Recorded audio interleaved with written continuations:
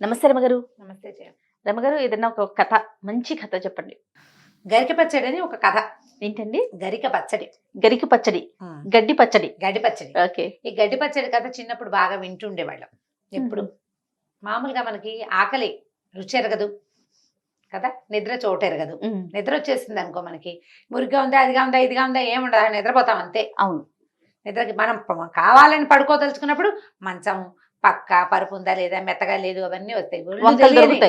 నిద్ర ఒళ్ళు తెలియని నిద్ర వచ్చింది అనుకో, దానికి చోటక్కర్లా, ఎలా ఉన్నా సరే మెడ ఈ పక్కకు వాల్చేసా, మెడ పనికి పోయినా సరే పడుకుంటాం. అవును. ఆకలి కూడా అంతే, రుచి ఎరగదు, ప్రాణం పోయేలాగా ఉంటుంది. ఆ సమయానికి ఏదో ఒక అన్నం పెడితే ఏది పెడితే అది. దాని మీదే ఒక కథ బాగుంటుంది. పూర్వం ఒక రాజుగారు ఉండేవారు. ఈ రాజుగారికి మహాభోజన ప్రియుడు ఆయన. రకరకాల వెరైటీస్ చేయించుకుని తింటూ ఉండేవాడు. అయితే వాళ్ళ ఇంట్లో వాళ్ళ ఊళ్ళలో, ఇప్పుడు మన ఊళ్ళో తిండి కొన్నాళ్ళు తింటుంటామా, కొంచెం వెరైటీ కోరుకుంటాం.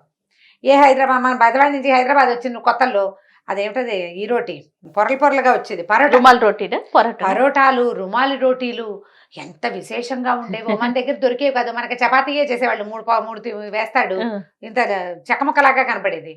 ఇవి తీసిన కొద్దీ పొరలు వస్తూ ఉంటాయి. రుమాల్ రోటీ ఇంత ఉంటుంది, సాగుతుంది, రుచి, దాంట్లో ఆరోగ్యము పక్కకు పెట్టు, వెరైటీ కావాలని కోరుకుంటాం. అవును. మన వైపు దొరకని కూరలు ఇక్కడ కనపడుతుంటే, మన వైపు దొరకని పళ్ళు ఇక్కడ కనిపిస్తుంటే చాలా ఎక్సైటింగ్ గా ఉంటుంది, అవి కావాలనిపిస్తుంది. అవే రెగ్యులర్ గా అవే కనపడే వాళ్ళకి ఉండదు. ఈయన కూడా, ఈ రాజుగారికి కొంత వయసు వచ్చాక ఈ తిండి మీద నచ్చటం మానేసింట. అన్నం సహించట్లేదు అని రోజు వైద్యుడికి చెప్పేవాడు. వైద్యుడు అన్నాడు, అట్లా కాదు మహారాజా, మీరు ఎంత భోజన ప్రియులైనా మన రెగ్యులర్ వంటలే తినడం వల్ల మీకు అలా ఉంది. కొంచెం చుట్టుపక్కల రాజ్యాల నుంచి వంట వాళ్ళని రప్పిద్దాం, వాళ్ళ వెరైటీలు చేసి పెడతారని అనేసరికల్లా ఈయన ఏం చేశాడు, పక్కన ఉన్న కాంబోజ్ రాజ్యం నుంచి వంట వాళ్ళని కొంతమందిని పిలిపించుకున్నారు. వాళ్ళ దగ్గర మనకి ఇక్కడేమో ఊరికే వంకాయ, బెండకాయ, కాకరకాయ అవి దొరుకుతాయి, అక్కడ క్యాబేజీ, క్యాలీఫ్లవర్ అవి దొరుకుతాయి. వాళ్ళు వచ్చి క్యాబేజీలు, క్యాలీఫ్లవర్లతోటి డిఫరెంట్గా వండటం మొదలుపెట్టారు. ఒక 6 నెలలు, సంవత్సరం బాగుంది. అప్పుడప్పుడు ఇవి తిని వెరైటీగా అవి కూడా తింటుండేవారు. ఓ సంవత్సరం తర్వాత ఆయనకి వేద క్యాబేజీ, దిక్కుమాల క్యారెట్ అనిపించడం మొదలుపెట్టింది. నచ్చట్లేదు, మళ్ళీ కొంచెం ఫుడ్ మార్చాలనుకున్నారు. మళ్ళీ ఇంకెక్కడి నుంచో బెంగాలీ వంట వాడిని ఒక ఆయన పిలుచుకొచ్చారు. ఆయన బోల్డ్ వండాడు, పప్పులతో రకాలు, తాటిపళ్ళతో అప్పాలు, ఇలాంటివి బోల్డ్ అని చేశాడు. కొన్ని రోజులు బాగుంది, చాలా వెరైటీలు ఉన్నాయి. అది కూడా బోర్ కొట్టింది. పాత ఫస్ట్ వెరైటీ కూడా బోర్ కొడుతోంది. మొదట్లో రోజు మనం ఎప్పుడు తినే వంకాయ కూర, బెండకాయ కూర కూడా విసుగ్గానే ఉంది. అక్కడి నుంచి ఏమైంది, వైద్యుడు అన్నాడు, వైద్యుడు ఆయన సలహాదారు అనమాట, భోజన సలహాదారు. పాత్ర వల్ల కూడా ఉంటుంది మహారాజా, బంగారు పాత్రలో తినండి, వెండి పాత్రలో తింటాం. మామూలుగా అన్నం తినడానికి ఏమిటి, వెండి పాత్ర శ్రేష్ఠ, వెండి కంచం మధ్యలో చిన్న బంగారు పువ్వు వేసుకుని తినాలంటారు. ఆ కంచులో తినేవాళ్ళు, కంచు పాత్రల్లో, కంచు కంచాల్లో కూడా తినేవాళ్ళు. లేకపోతే ఏం చేస్తారు, అప్పట్లో ఉండే విస్తరాకుల్లో, తారిటాకుల్లో, ఏవో ఆకుల్లో తినేవాడు. రాజుగారికి ఆకుల్లో తినాల్సిన కర్మం ఏమిటి, లోహ పాత్రల్లో తింటాడు, వెండి కంచాల్లో తినేవాడు. బంగారు పువ్వు వేసి బంగారు కంచం చేయించి తినండి. బంగారు కంచంలో వేడి వేడి అన్నం పెట్టి కూరలు వేస్తే దాని రుచి అమోఘం, దానివల్ల మీకు ఎంతో బాగుంటుంది అన్నారు. ఇవన్నీ తీసి పారేశారు, వెండి కంచాలు, బంగారపు గ్లాసు, బంగారపు కప్పు, బంగారపు స్పూను, బంగారపు కంచం. కొన్నాళ్ళు చూశారు, ఏమీ నచ్చట్లేదు ఈయనకి, వంట నచ్చటం లేదు, వెరైటీ కావాలి. ఆకలి వేయటం మానేసింది ఆయనకి. ఆకలి వేయట్లేదు. ఆకలి ఎప్పుడు వేస్తుంది, భోజనానికి మధ్య గ్యాప్ ఉంటే ఆకలి వేస్తుంది. ఇన్ని వెరైటీలు, ఇంతమంది వంట వాళ్ళని సాటిస్ఫై చేయాలంటే ఏదో ఇంత అంతా తింటుండాలి, ఆకలి ఎక్కడేస్తుంది. సరే, విసుగ్గా ఉండేది ఆయనకి. ఏమిటి, ఆయన ఏమో భోజన ప్రియుడు, చక్కగా తినాలని ఉంటుంది, సాటిస్ఫాక్షన్ లేదు తిండిలో. సరే, ఒకసారి ఏమైందంటే ఆయన ఏమనుకున్నాడు, ఈ పిచ్చి పిచ్చి వంటలు కాదు, చాలా కూరలు, నార్లు, పప్పులు, పెసరపప్పులు, కందిపప్పులు తెగ తినేసాం, అడవికి వెళ్ళి వేటాడి ఫ్రెష్ మాంసం తెచ్చుకుని వండించుకుని తింటా. ఎవరినో వేటాడి తెమ్మంటాం కాకుండా తనే వేటాడాలని భావించి మంత్రి గారితో తోడు తీసుకుని కొంతమంది జనాలను వెంబడి పెట్టుకుని వెళ్ళేసరికల్లా అందరూ ఓ చోట ఉంటే ఆయన కొంచెం డిఫరెంట్గా ఆలోచిస్తాడు కదా. ఆయన మంత్రి గారు ఇద్దరు కలిసి కొంచెం లోపలికి పోయేసరికల్లా సరే కొద్దిగా దారి తెప్పాక వీళ్ళు అటు ఇటు చూసుకున్నారు, వాళ్ళు ఎవరు కనపడలేదు.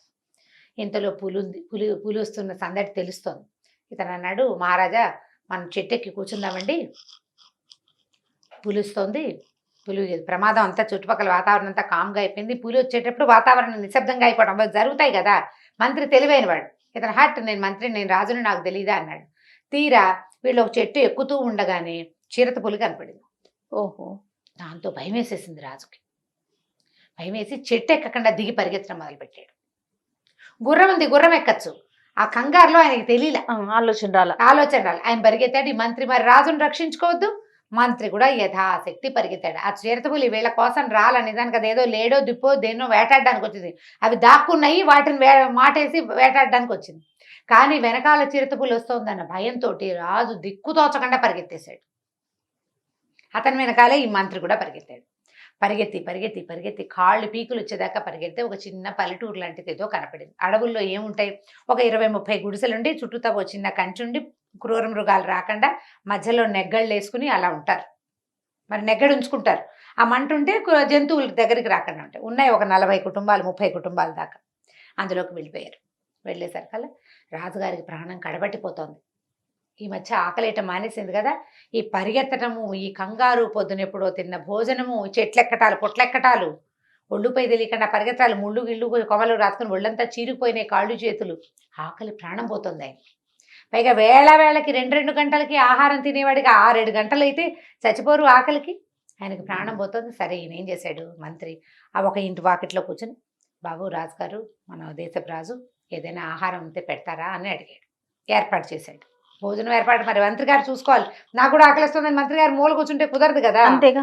సరే ఆ ఇంట అతను ఏమన్నాడు, బీద పాత ఇల్లు అది. ఇప్పుడు వాళ్ళ అడవుల్లో ఉండే ఇల్లు, హర్మ్యాలు అవి ఉండవు కదా. సరే అతను ఏం చేశాడు, ఓ ఆకేసి అంత అన్నము ఏదో అంత పప్పు లాంటిది ఓ పదార్థము పక్కన ముంతలో కాస్తంత మజ్జిగ పెట్టాడు. రాజుగారు ఆవురావురమంటూ తినేసేసాడు. మామూలుగా కాదు, పెట్టిన అన్నమంతా తినిపారేశాడు. తినేసి అమ్మయ్య అనుకుని, ఎంత బాగుంది, అమృతంలాగా ఉంది ఆహారం.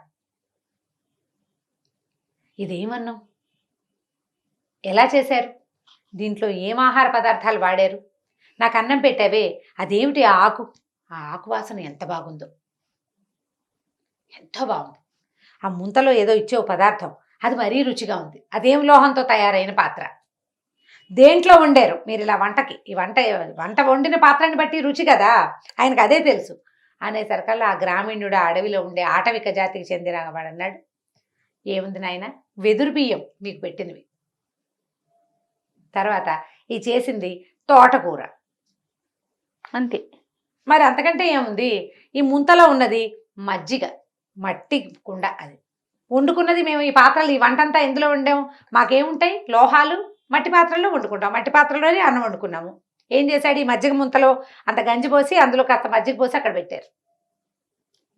అన్నపు రుచి ఆకలి వల్ల తెలుస్తుంది. మీకు వేసిన ఆకు విస్తరాకు, అంత ఏం లేదు, ఈ అడవిలో అన్ని విస్తరాకుల చెట్లు ఉన్నాయి.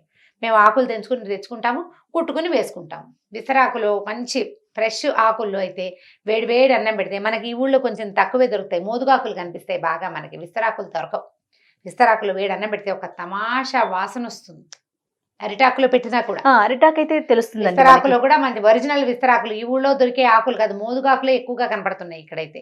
మనం ఇప్పుడు ప్లాస్టిక్ ప్లేట్లలో తింటున్నాం. అవును, మన కర్మానికి.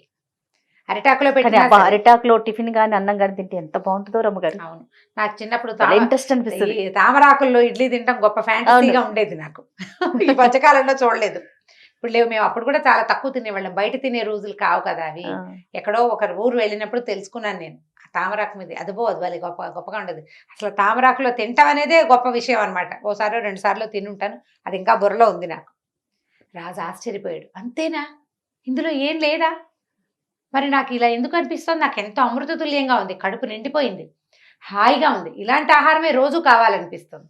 అంటే మంత్రి ఏం చెప్పాడంటే, మీకు ప్రధానంగా వేసింది ఆకలి ప్రభు, ఆకలికి రుచి ఎరగదు, మీకు ఆకలేసే అవకాశమే లేదు మన ఊళ్ళో. ఆకలేయటానికి మీకు శారీరక శ్రమ లేదు, ఎంతసేపు సాయంత్రం ఏం వండించుకు తిందామా, మధ్యాహ్నం ఏం వెరైటీ వంటకం తిందామా అన్న ఊహే చేస్తున్నారు. ఈ తిండి గోలలో పడి మీరు రాజ్యాన్ని కూడా పట్టించుకోవాలి. ఇప్పుడు చూడండి, ప్రాణాలు కాపాడుకోవడానికి ఎంత పరిగెత్తారు. దొరికిన పట్టెడన్నం అమృతంలాగా కనపడింది.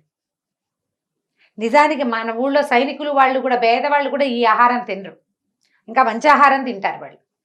ఈ అడవిలో ఈ ప్రాణాలు పోయే సమయంలో దొరికిన ఆహారమే అమృతతుల్యంగా ఉంది.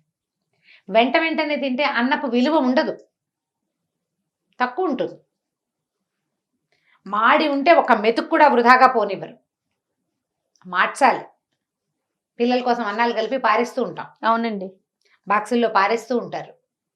అన్నం పెట్టకుండా అంటే పిల్లల్ని మార్చాలని అడక్కు నువ్వు. టైం ఉండాలి, గ్యాప్ ఇవ్వాలి. గ్యాప్ ఇవ్వాలి. అప్పుడు ఆకలేస్తుంది, శుభ్రంగా కడుపు నిండా తింటారు. మధ్య మధ్యలో చిన్న చిన్న మంచింగ్ స్నాకింగ్ వేస్తూ ఉంటే అన్నాలు తినరు. కానీ ఒకవేళకి తినాల్సిన హెవీ మీల్ తినరు కదా. దాంతో రాజుగారు తెలుసుకుని మంత్రి గారు మనం వెళ్ళిపోదాం ఇంటికి అన్నాడు. కొంచెం చీకటి పడిపోయింది, రాత్రికి అక్కడ పడుకున్నారు.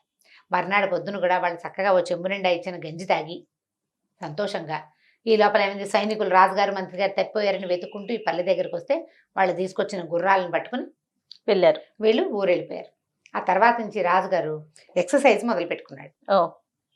అది ఎలా చేయాలి, రాజులు గుర్రం వేసుకుని మొత్తం అంతా తిరిగి మొత్తం ఊరంతా ఎక్కడెక్కడ ఏం అవసరమైన సైనికులు ఎలా ఏర్పాట్లు చేసుకుంటున్నారు, యుద్ధం ప్రాక్టీస్ చేస్తున్నారు. అంటే వాళ్ళు యుద్ధ విద్యలు ప్రాక్టీస్ చేయాలి కదా, సైనికులు కొట్టిగా జీతాలు ఇవ్వరు, వాళ్ళు అవన్నీ ప్రాక్టీస్ లో ఉండాలి.